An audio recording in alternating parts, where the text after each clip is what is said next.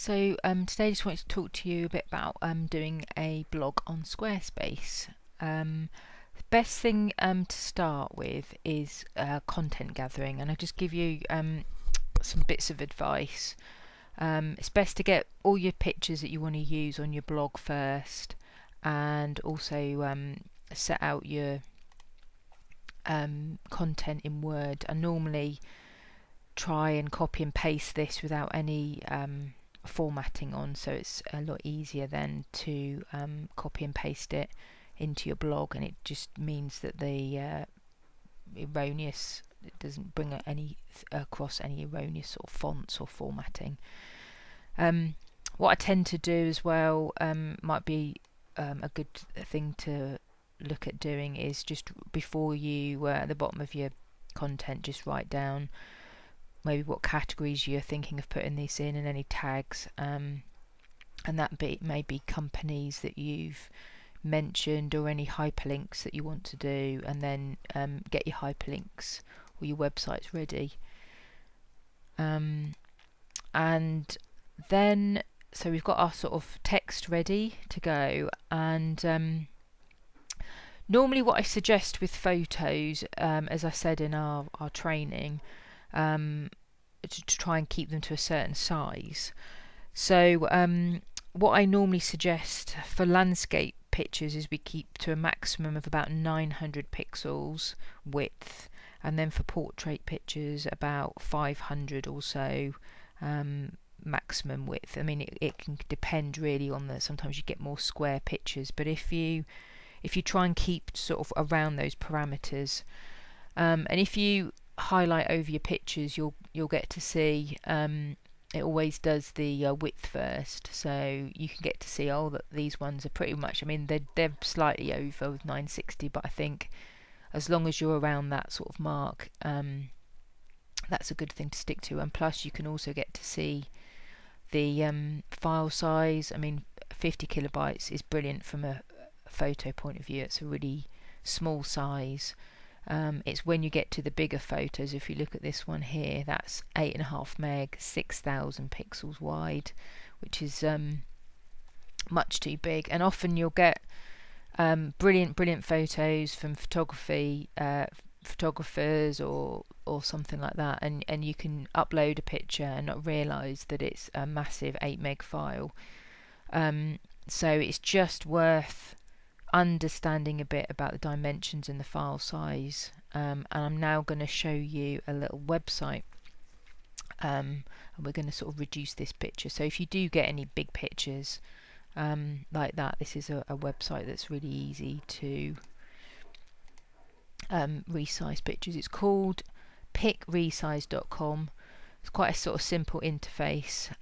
It says you can drag and drop, but I do find sometimes the drag and drop doesn't always work, so I always tend to click on it to actually search for the photo. So we're going to find this massive 8 meg file and click on it, and why is it not working? Let me try that again. It might take a while because it's a big file. I don't know. It was working just now. Okay, let me just press the continue to edit picture and see if it's just found it. Doesn't seem to be working at all. I'm just wondering if this is because I'm recording.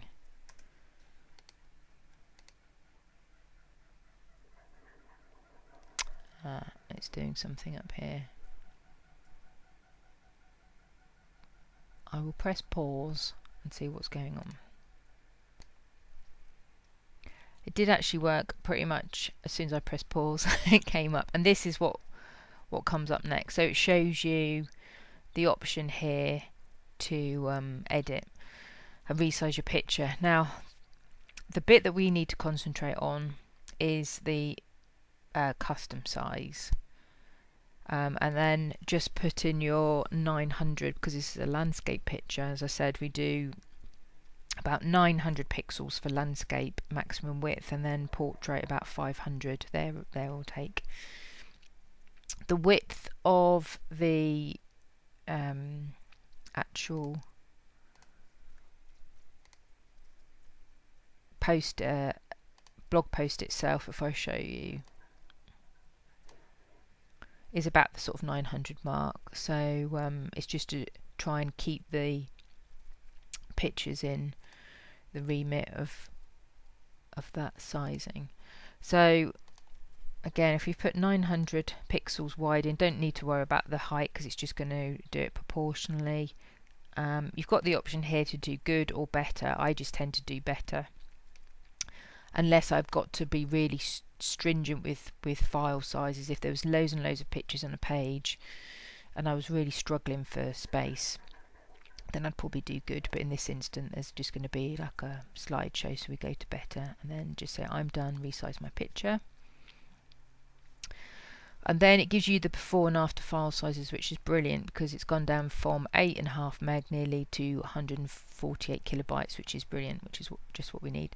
So do save to disk and you'll see it pop up wherever, depending on what platform you've got, show in folder. So I'll just copy this now and put it in my new, and I shall just get rid of that one. So now we're all ready to start putting and compiling our blog. So we're in the back end of Squarespace now, and the editable version. Remember that if you click up, you can't edit, but as long as you've got this editable window of all the pages here, then you can edit. So this is the summary of all the blogs. So you can't actually put a new blog in. You can only edit this page from this blog page here. So it's down. We have to look at where it's got the A next to it, and this is the area where all the blog pages are held. So if we click on that, and if you remember, this is being a bit slow today, this should come up with some blog pages in a minute. There we are. I just pressed refresh and it came up. I think it's been a bit slow today because I'm recording. So we've gone to the pages and to the blog pages, and we've got three blogs here. And if you go click on any one of those, you'll see the blog pages are sort of chronologically ordered, with the newest one at the top. So let's set up a new blog. Press the plus button over there and then you get this edit post. So if we go to our Word file, and if we just take the first line for this particular blog, biggest training route to date now complete.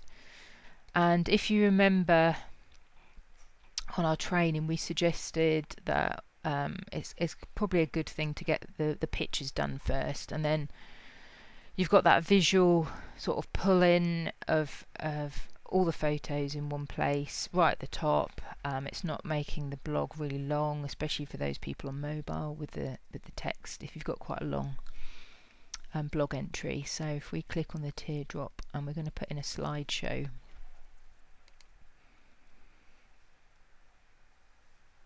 and you'll see this will come up with, it just puts some random black and white pictures in there, but you've got this slideshow content and design menu. So if we just click on the upload images here, and we're just going to select all those images and press upload, open.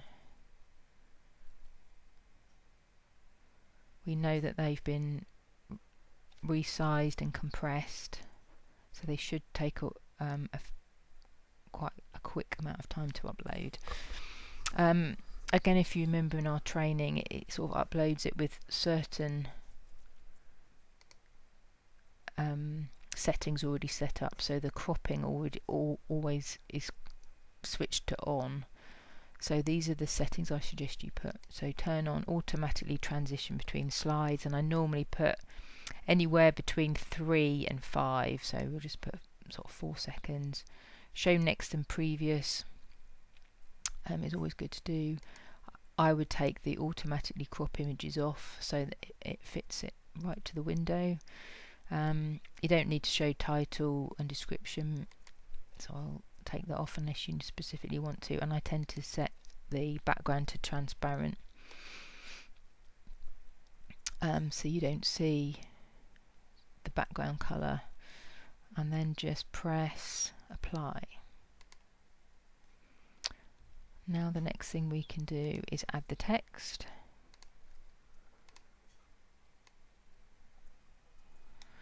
As I said before, I've copied this and pasted this in without any formatting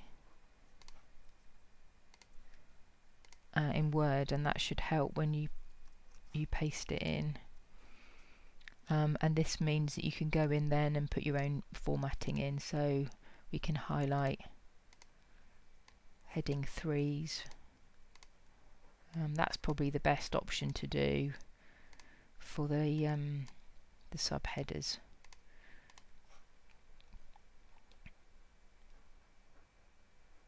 Like that. If you need to do any hyperlinks, so let's get the AFC and put some hyperlinks in. What you do is you just highlight your text, press the link button up here, and paste in your link, and you'll see when it's worked, because it goes blue like a normal sort of any sort of Word or other sort of text editor. And we've got the ABF charity down here, so we'll put that as a link as well. It's good. It is good in blogs to have links out.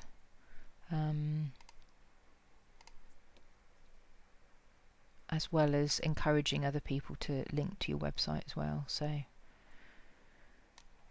again, just highlight and paste in. Say for example you wanted to add another like a video here. We can come down. Let's just close that a minute. And you see you've got that little teardrop. And let me just show you how we add an image and make it smaller, like we did on the training. So if we just add a few spaces and then add a picture. Let's upload the team picture, which we know is nice and small now.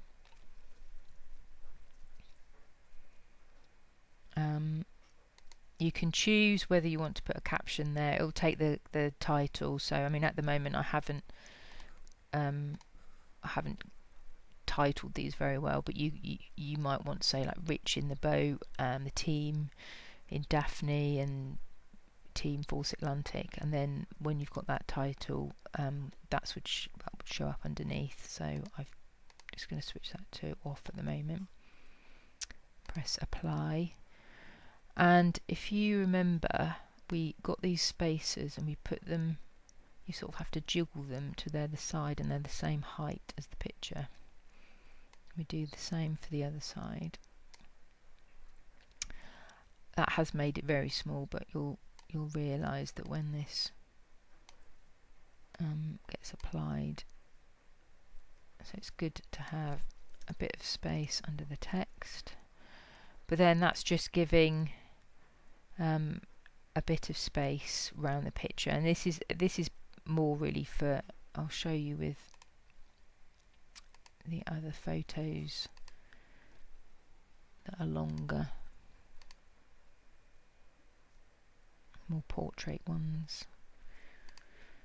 And if you see, that's taken up a lot of room, and if you had a lot of those pictures and then a lot of text, you really would be scrolling a lot. So we could always move those spaces to the side.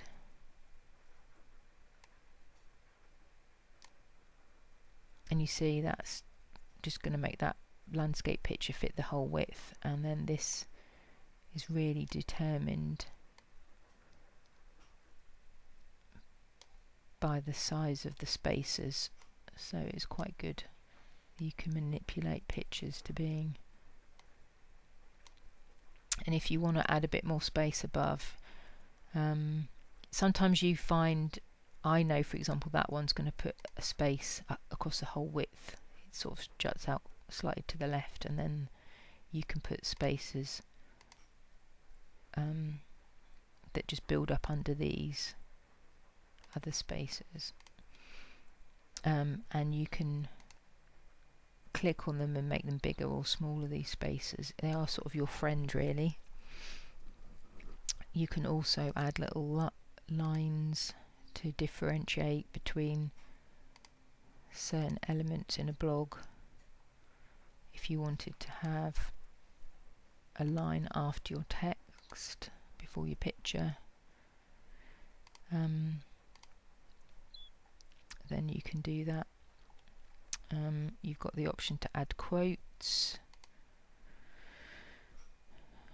with the text that you want. So let's just pretend this is a quote.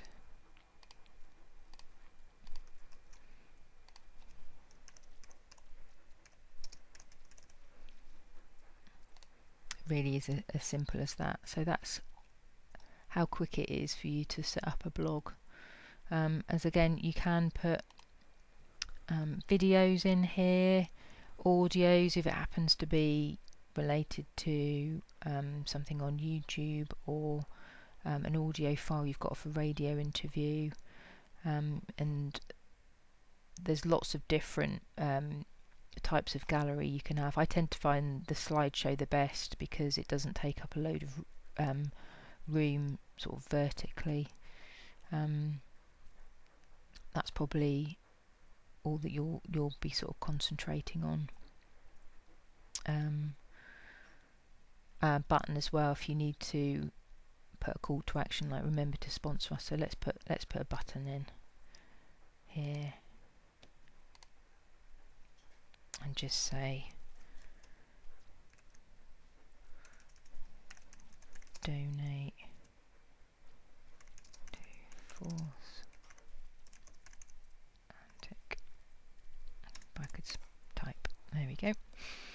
And you've got the option of a small little button, medium and large. At the moment they're just black buttons, but I can make these red. I can change them if required to any sort of colour that you want.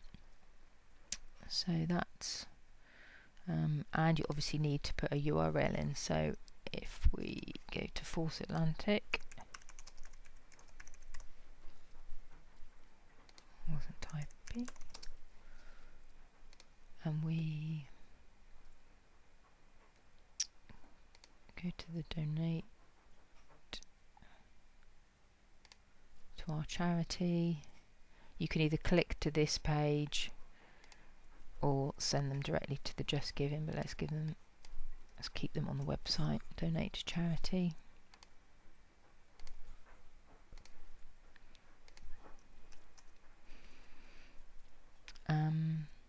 And then press apply. Let me just show you what the settings say.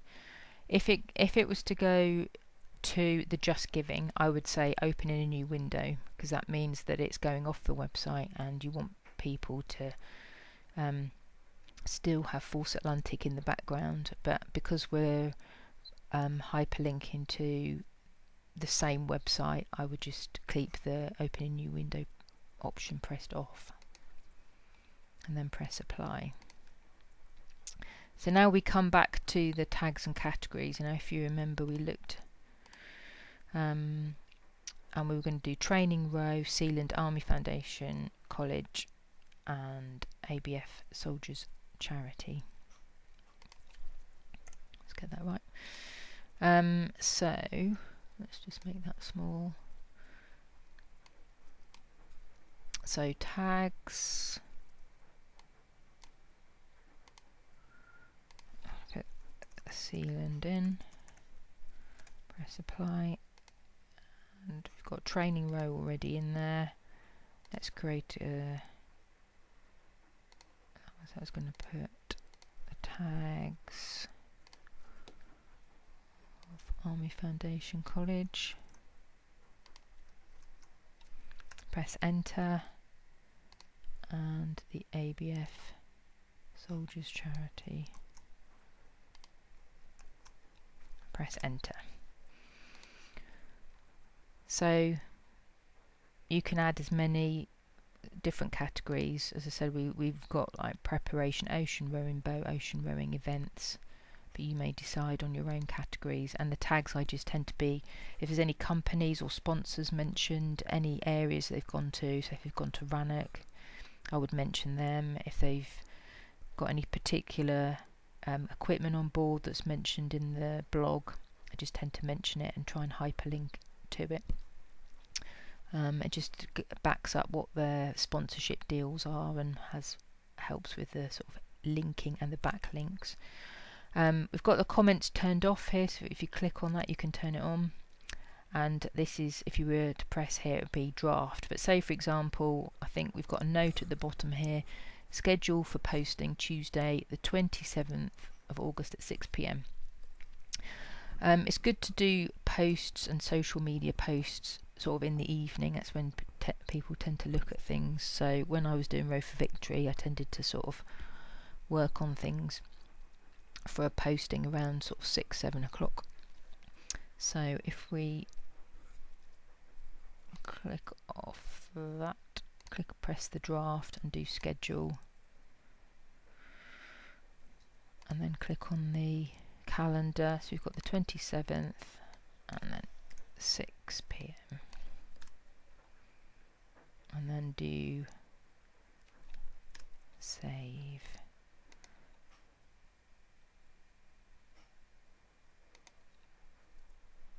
There we go. So if you look up on the blog pages on the left, you'll see that that's scheduled for Tuesday at 6 o'clock. And if you need to add anything, you can just go back in and edit. If you need to add more pictures, you can do that. Let's just talk quickly about the rest of these options across the top here. The options is for a thumbnail. It's taken the first picture, but I mean, you can, if there was a specific picture in there, if you didn't want picture of Rich, I'm just going to put that in anyway as a double check. If you were doing a press cutting, for example, and you needed to make reference to source URL, that's where I'd put the link there. Excerpts, I normally tend to put those in. If we were doing on the, if I show you on the blog post, you would get an excerpt under here if you had a lot of different blog posts, and it would show you the first couple of lines. That's what the excerpt's for, but I don't tend to put them on this instance. If you wanted to suggest it was a feature post, then it would say it was featured by clicking that. The SEO, I would tend to leave the title that it is, and then you might want to take some for the SEO description. I just tend to take something out of the blog that mentions Force Atlantic, or this is a good summing up. So let's take this that uses the word Force Atlantic in there. Team Force Atlantic.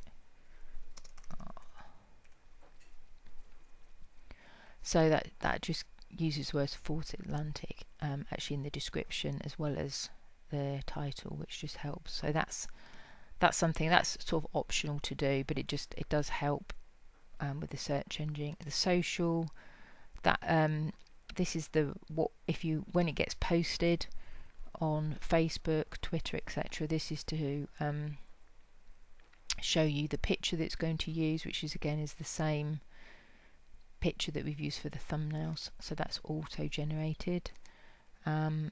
The share, this is where I'm just about to connect the website up to your Facebook or the Force Atlantic Facebook page. So this is where these would be connected. But when you press publish, it tends to say, do you want to share on your social media? And you just say yes anyway. And then location, as we said before, we could set this to Burnham on Crouch, or wherever, if you wanted to do that. So that's pretty much an overview. Let's just do save. And if we go to the blog pages, it shouldn't actually be shown up yet because it's not yet published. So yes, we've still got the three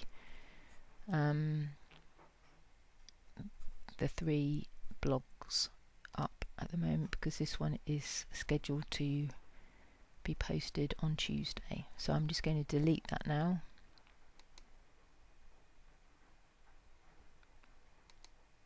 And we're back to the 3 original ones. And that's pretty much how a blog works.